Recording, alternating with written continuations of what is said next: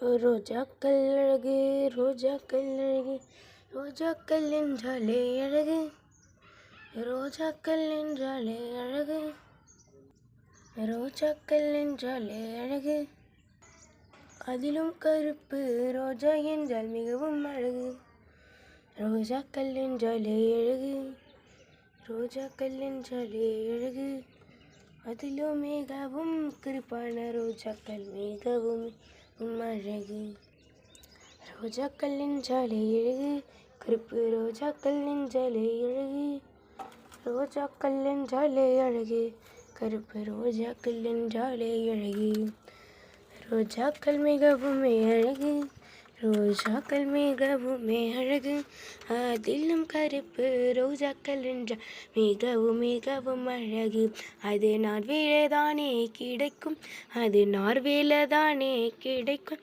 ஏனென்றால் அங்குதானே சிவப்பு ரோஜாக்கள் இருக்காது, அதற்கு பதிலாக கருப்பு ரோஜாக்கள் பூத்திருக்கும். ரோஜாக்கள் சிரித்தால் மணக்கும், ரோஜாக்கள் சிரித்தால் மணக்கும், ஏனென்றால் ரோஜாக்கள் என்னைக்குமே மணக்கும், அதிலும் பன்னீர் ரோஜாக்கள் மணக்கும், மிகவும் அழகாய் மணக்கும், ஏனென்றால் அது பன்னீர் ரோஜா என்றதால் மணக்கும், பன்னீர் ரோஜா என்றதால் மணக்கும். எனக்கு பூக்கள் என்றாவே பிடிக்கும், எனக்கு பூக்கள் என்றாவே பிடிக்கும், அதிலும் மிகவும் பிடித்த பூக்கள் ரோஜா பூக்கள் தானே. எனக்கு பூக்கள் என்றாலே பிடிக்கும், அதிலும் பிடித்த பூக்கள் என்றால் அது ரோஜா பூக்கள் தானே. ரோஜா பூக்களிலே பிடித்த ரோஜா என்னவென்றால் கருப்பு ரோஜாதான், அது நார்வேயிலே கிடைக்கும் ரோஜாதான். எனக்கு பிடித்த ரோஜா என்றால் கருப்பு ரோஜா என்று நான் சொல்வேனே.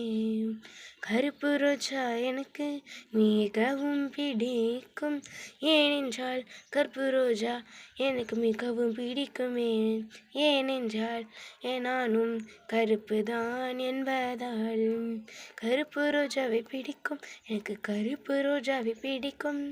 கருப்பு ரோஜாவை யாராவது தொட்டால் நான் அவர்களை அடிப்பேன், கருப்பு ரோஜாக்களை யாராவது தொட்டால் நான் அவர்களை அடிப்பேன்.